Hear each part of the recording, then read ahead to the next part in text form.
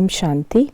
आज 23 जनवरी 2024 है और प्यारे बाबा ने हम बच्चों को कहा कि यदि हम बाह्य मुक्ता में आते हैं, यानी जैसे अपनी बुद्धि को हम धक्का खिलाते हैं, अर्थात हमें जितना हो सके शांति में बैठना है और मीठा भी बनना है।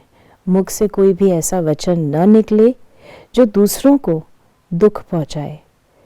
बाबा ने आज हम बच्चों को वरदान दिया। प्रकृति द्वारा आने वाली परिस्थितियों पर विजय प्राप्त करने वाले पुरुषोत्तम आत्मा भव। पुरुषोत्तम आत्मा अर्थात जो पुरुषों में उत्तम है।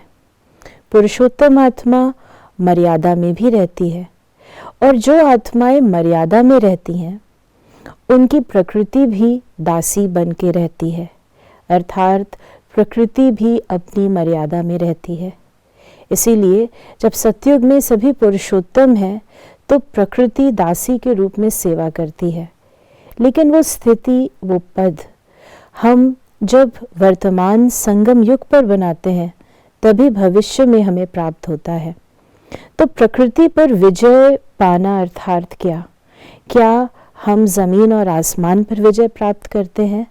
उसकी निशानी ये होगी कि जो 5 तत्वों से बनी हुई वस्तुएं हैं, साधन हैं, सुविधाएं हैं, साल्वेशन है, जो हमें वर्तमान समय प्राप्त होते हैं, यदि न हो तो क्या हमारी स्थिति हलचल में आती है?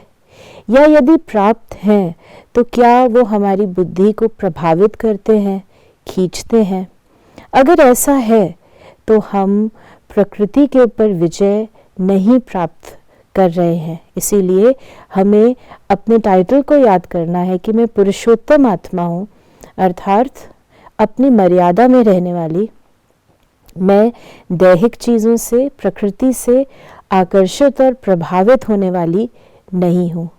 इस प्रकार जितना जितना हम अभी अपनी छोटी छोटी बातों में चेकिंग करते हैं और ठीक करते रहते हैं, तो आने वाले समय में जब परीक्षा की घड़ी आएगी तब हम विजयी अवश्य होंगे। ओम शांति।